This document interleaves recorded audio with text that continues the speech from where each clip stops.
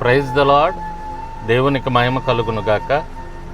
ప్రభునంతులరా, యేసుక్రీస్తు అతి పరిశుద్ధ నామంలో మీ అందరికీ కూడా పాస్టర్ పునీత్ కుమార్ అయినటువంటి నేను నా హృదయపూర్వక వందనాలు తెలియజేసుకుంటున్నాను. ప్రభునంతులరా, మరి ఇప్పుడే పరిచర్య పని మీద ఒంగోలు వెళ్ళి రావటం జరిగింది. మరి మార్గ మధ్యంలో విషయం తెలుసుకొని చాలా వేదన పడ్డాను.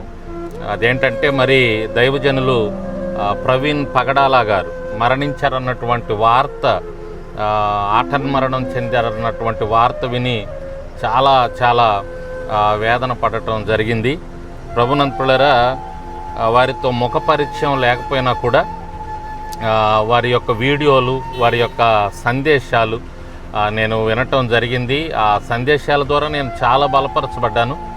ఆ తర్వాత వారు టిబెట్స్ ద్వారా కూడా అనేక అమూల్యమైనటువంటి విషయాలు క్రైస్తవ లోకానికి వారు తెలియజేశారు, అందించారు.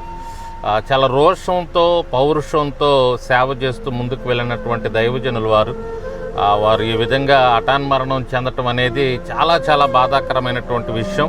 మరి దేవుడు ఎందుకు అలా అనుమతించాడో.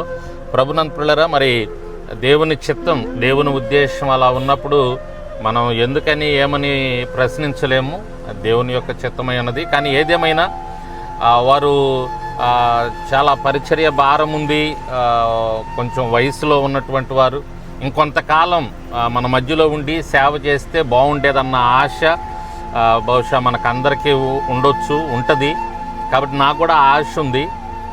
ఎందుకంటే చాలా చాలా నవ్వుతూ చక్కని సందేశాలు వారు క్రైస్తవ లోకానికి అందిస్తూ, మరి కొంతమంది క్రైస్తవ విరోధులకు నవ్వుతానే చక్కని సమాధానాలు ఇస్తూ, ప్రభునంతులరా, చక్కని పరిచర్య జరిగిస్తూ వారు ముందుకు వెళ్ళారు.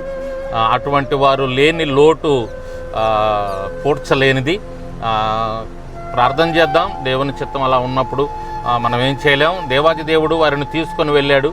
వారు విడిచి వెళ్ళినటువంటి కుటుంబాన్ని ఆ దేవాది దేవుడు ఆదరించాలని దయచేసి మీ అందరూ ప్రార్థన చేయాలని ప్రేమతో కోరుకుంటూ ఉన్నాను. చాలా బాధాకరమైనటువంటి విషయం, చాలా వేదన కలుగుతూ ఉంది. మరి దైవజనుని జ్ఞాపకం చేసుకుంటేనే చాలా వేదనగా ఉంది. ఏదేమైనా దేవుని చిత్తమైనది. ప్రభునంతులరా, మరి ప్రార్థన చేయాలని, వారి కుటుంబాన్ని దేవుడు ఆదరించాలని.